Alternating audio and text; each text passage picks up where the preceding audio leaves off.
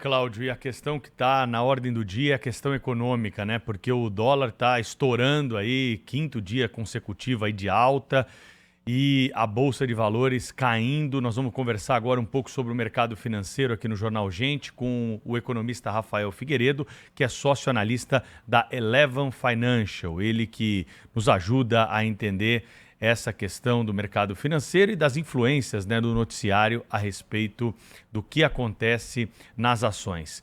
Rafi, seja bem-vindo aqui mais uma vez ao Jornal Gente. O que está acontecendo? Por que a Bolsa está caindo tanto? O dólar está explodindo? Quais são as razões para isso? As análises que vocês têm feito aí a respeito desse assunto. Bom dia. Olá, Pedro, bom dia a todos da bancada, a nossa querida audiência.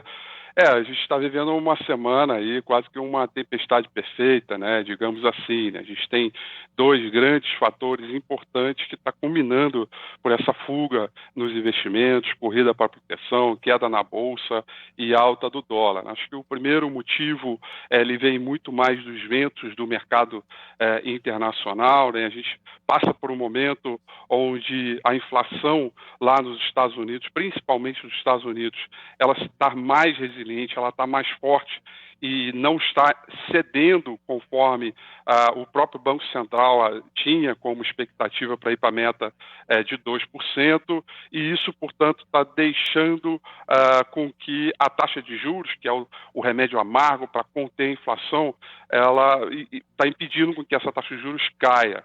E aí, quando a gente fala que o maior banco central do mundo, né, o Banco Central dos Estados Unidos, não vai reduzir o juro tão cedo, certamente há uma fuga de capitais para comprar dólares. E aí explica grande parte aí por que o nosso dólar saiu ali da casa dos 4,95, 4,98 e hoje está mais próximo aí dos 5,30. Então tem esse primeiro fator internacional, com muito detalhe do ambiente monetário e fiscal dos Estados Unidos.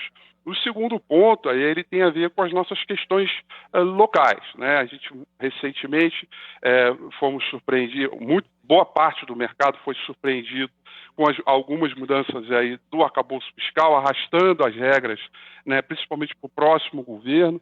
O mercado sentiu uma insegurança muito grande, e aí a partir do momento que o mercado sente essa insegurança por conta dessas mudanças da regra terem mudado muito rapidamente, não completou nem um ano da aprovação do arcabouço fiscal, imediatamente isso reverbera sobre um ativo aqui que a gente fala, né, que é a curva de juro, que é exatamente o quanto o mercado exige de taxa de juros futura, dado as incertezas que vêm pela frente.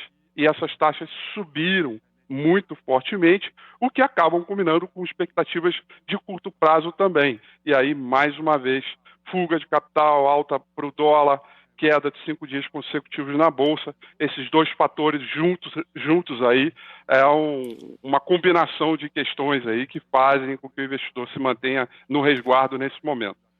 Afê, bom dia, bem-vindo aqui ao nosso programa mais uma vez.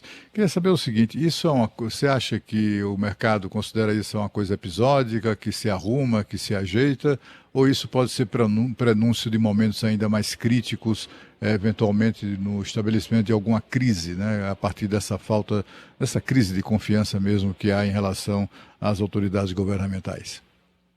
Olha, é possível que se instaure sim uma crise, Cláudio.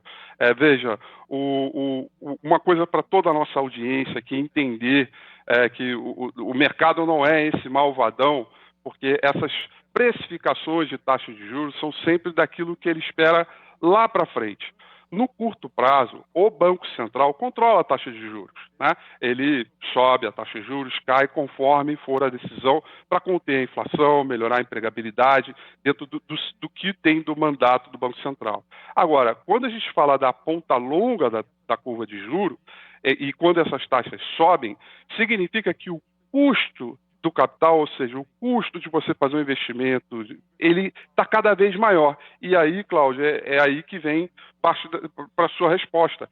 Se esse custo sobe, você tem dificuldade para fomentar investimentos e aí você pode estar uma crise futura, né? E o que me leva a crer aqui, dada a minha experiência de todos os movimentos que a gente já viu e dessas indas e vindas aí de perspectiva futura, é que a gente vai ficar nesse estágio de mediocridade, de crescimento medíocre, de no máximo 2%.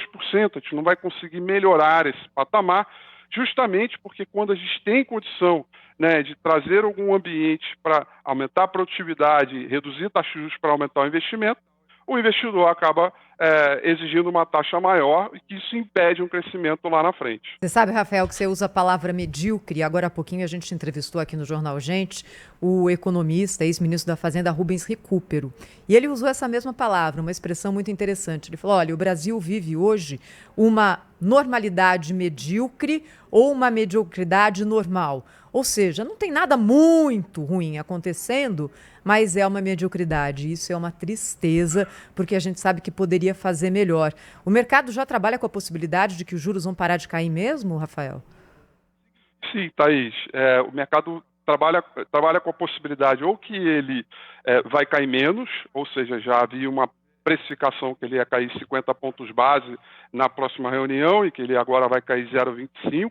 Mas o que mais me surpreendeu aqui foi a velocidade e a expressão que a gente usa aqui, que é estopada no mercado, né? Como reverteram as perspectivas tão rapidamente para a taxa final, que antes estava lá em 9,25 e hoje está em 10,25. Né? Ou seja, o que a gente está olhando aí é uma margem pequenininha que o Banco Central tem, dado as expectativas futuras. Rafi, que bom estar conversando com você aqui. Que semana, não? Então, nesse teu raciocínio, as bolsas do Brasil caíram mais que seus pares dos países emergentes e o real é a moeda que mais se desvalorizou no mundo esse ano. Em fundamentos econômicos, o Brasil não está atrás de países emergentes como Turquia, Argentina, etc. Qual seria o motivo dessas reações do mercado serem muito mais acentuadas, Rafi? Então, Sônia, a gente tem aqui os dois motivos, como eu disse no início da minha fala, que trabalham em conjunto, né? A combinação dessas duas fotografias vai formando o filme do mercado hoje, que é uma aversão ao risco muito por uma fuga de capital estrangeiro, e o Brasil é muito dependente desse fluxo para fomentar os seus negócios, principalmente em mercados de capitais. A gente tem aí uma saída de um pouco mais de 26 bilhões de reais do início do ano até hoje. Esse é um ponto importante e acaba fazendo com que a performance do nosso mercado seja uma das piores quando comparado com outros mercados que têm até, inclusive, uma liquidez menor. E o outro fator, ele tem a ver com as nossas questões locais, que até então elas estavam certamente acomodadas. Havia uma expectativa de cortes de taxa de juros e de uma pequena e não muita inclinação nessa curva de juros que eu digo, né, nessa perspectiva futura. Então, quando a gente traz isso para uma realidade de fundamentos, eles estão ali, eles não mudaram. O que mudou foi a percepção sobre o que pode acontecer lá na frente. Agora, nesse ambiente, a gente tem uma economia que cresce, mas, como eu disse, ele tem um crescimento extremamente limitado, para no máximo 2,3%. Daí o nosso produto potencial poderia ser muito mais e hoje não é. E porque não tem o investimento para acompanhar, então isso provavelmente deve gerar inflação lá na frente, e é isso que o investidor hoje olhou e precificou a perspectiva futura. Então, se a gente olhar no espectro global, a Índia a gente considera que está cara, a Rússia está em guerra, o México um puxadinho dos Estados Unidos. Então, a gente deveria ser um ambiente para receber essa oportunidade de investimento globalmente falando e crescer conforme a atividade do nosso mercado. Mas quando muda essas engrenagens da nossa economia em termos de perspectiva futura, aí acontece exatamente ao contrário, e essa é a fotografia desse mercado. Para encerrar aqui, né, o ministro Haddad ontem disse que 2/3 seria do problema de juro no mercado internacional, de inflação no mercado internacional. Eu já acho que é completamente ao contrário. Eu acho que 2/3 são os nossos problemas, são as mudanças das regras do arcabouço fiscal, e 1/3 no mercado internacional para levar essa performance ruim que nós temos esse ano. Rafi, só para arrematar essa questão da fuga de dólares, né, de investimentos aqui no Brasil, etc. Quer dizer, o investidor estrangeiro está se mandando, né? Mas também há muitos investidores brasileiros que têm feito a opção crescente por investir lá fora. Investir no exterior, na Bolsa de Valores, por exemplo, de Nova York, é tão fácil quanto investir na B3 aqui em Brasília. Tem muita gente que está transferindo recursos e investimentos para os Estados Unidos. Eu me refiro à pessoa física brasileira. E isso reflete também essa perda de confiança no futuro do país e, enfim, na política econômica em curso. Esse número de brasileiros e esse volume de recursos de brasileiros sendo levado para fora é algo já muito significativo? Cláudio, realmente você disse um ponto importante, que é a internacionalização. Isso está entrando muito em voga, em moda hoje entre investidor e pessoa física. A tecnologia está permitindo com que você faça investimentos internacionais tão facilmente como você faz por aqui. Eu não tenho exatamente um número, mas eu entendo que isso está ganhando cada vez mais força, porque a cada novo investimento que você oferece aqui, já há uma demanda por opcionalidades no mercado lá fora. É claro que a gente está falando no momento agora de aversão ao risco, de preocupação do investidor, mas a internacionalização, na minha opinião, ela é um processo que ela deve ser contínuo, mesmo o Brasil passando pelo seu melhor momento econômico, a internacionalização se faz necessária pelo simples processo de diversificação e oportunidades em outras classes de ativos, de outros investimentos, que aqui no mercado brasileiro, quando comparado com o mercado lá fora, é muito pequeno. Então, é uma tendência que, na minha opinião, ela vai subir de degrau a cada momento que passa, e claro, no momento desse de preocupação do investidor, sobretudo o pessoal que está acompanhando todo o noticiário aqui, está assistindo a gente, com certeza acelera o processo, mas o número propriamente eu não tenho aqui. Rafi, vida real agora, hein? Perguntas de ouvintes aqui. O Edson quer saber o seguinte: tem o dólar vendo nesse momento ou não? E a Marina pergunta: tem algum lugar para se aplicar dinheiro nesse momento para ganhar dinheiro, Rafi? Com certeza, tem sim. Tem o famoso IPCA mais 6, né?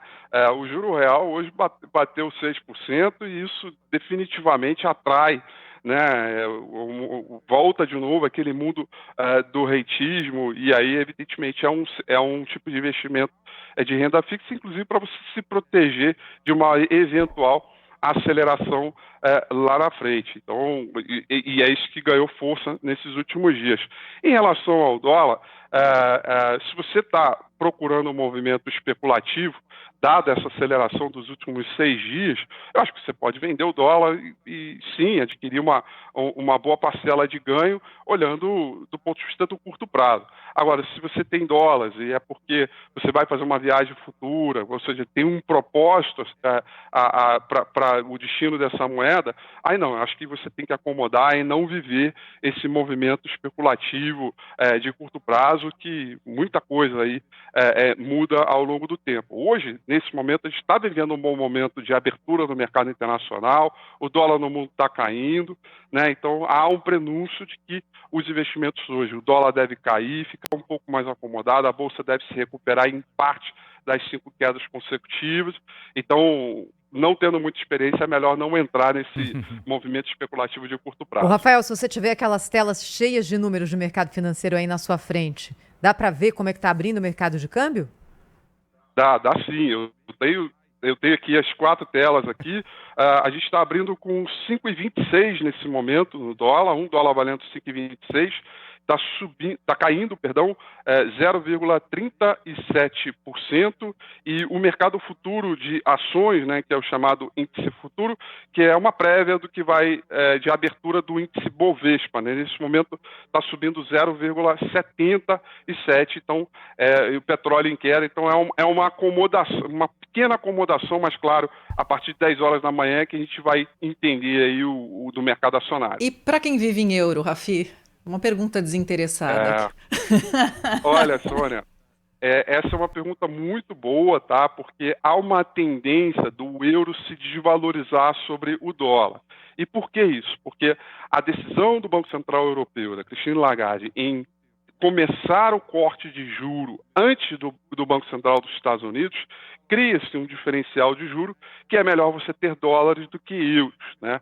E evidentemente isso é muito mais um movimento de oportunidade, que a gente chama de carry, né? De você melhor ganhar a taxa real dos Estados Unidos do que em euro e por isso desvaloriza a moeda. Agora, uma vez que você desce a taxa de juros, o que o Banco Central espera é de uma retomada de atividade econômica, né? Inclusive já com uma inflação bem mais controlada e acomodada do que a gente está vendo nos Estados Unidos. Consequentemente, é natural que haja um refortalecimento do euro a partir desse processo. Então, acho que são duas etapas aí de análise baseado nisso, né? E o que você quer fazer, aí você toma a decisão se é mais de curto prazo ou para um movimento lá na frente, Sônia. Rafael Figueiredo, sócio analista da Eleven Financial, economista, sempre conosco aqui no Jornal Gente. Obrigada, Rafael. Até a próxima. É um prazer estar com vocês. Até a próxima. Tchau, Rafi. Então,